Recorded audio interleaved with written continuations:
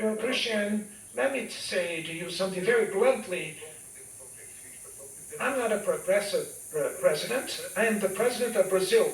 I don't see President Trump as a far-right president. I see him as the president of the U.S. He was elected by the American people. So it doesn't matter if I like him or not like him in terms of his ideology. What matters is that he's the president of the U.S. and I'm president of Brazil. And it's me and him. And so the best thing in the world is for us to sit around the table and talk. That would be the best thing in the world. But now he has demonstrated that he's not interested because he thinks he can do whatever he wants with the tariffs. The second issue is that no one who wants to break away from the U.S., no one who wants to be free of the U.S. What we want is not to be a hostage of the U.S. We want freedom. We don't want to be a hostage of the U.S. We want freedom for the trade.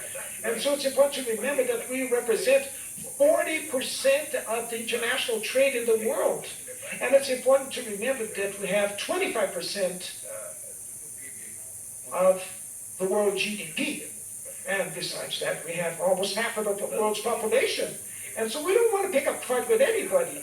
The BRICS was not created to fight with any country. The BRICS was created so that we that consider ourselves equally discuss in a peaceful manner our issues. This is how we seek peace in Ukraine. That's how we sought peace in Gaza. That's how we want peace in the African continent, especially in Congo.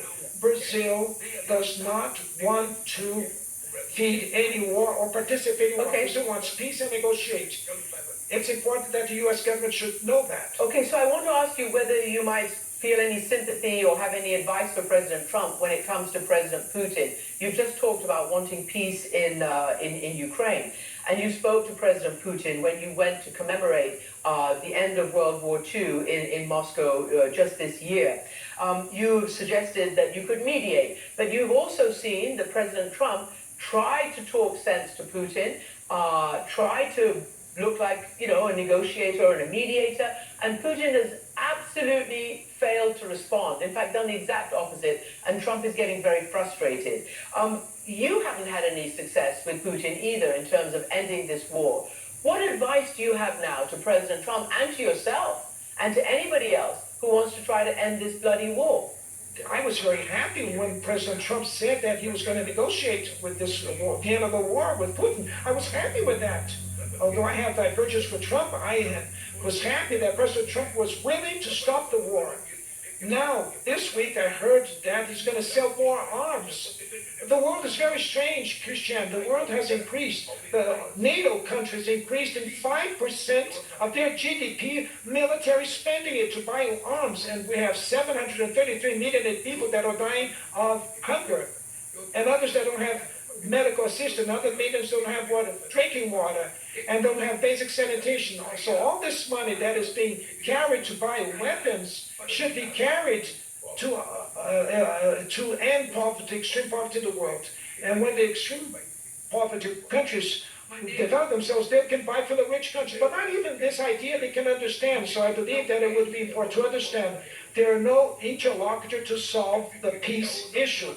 It's necessary that UN should take over the coordination. UN has to take the coordination, and Putin and Zelensky agree with that, to have a coordination of a group of countries that are friends that could develop an alternative proposal to what they want. Otherwise, this war will not have an end. And I hope sincerely that President Trump, instead of selling more weapons, he be more careful to try to reach peace.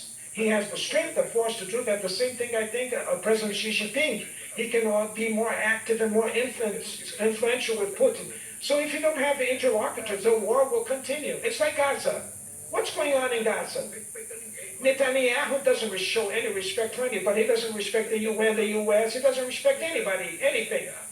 Netanyahu is now predestined to continue in government, and to continue in government, he needs to go to war. He has to kill a lot of children. This is the world that we want. Is this the world we want?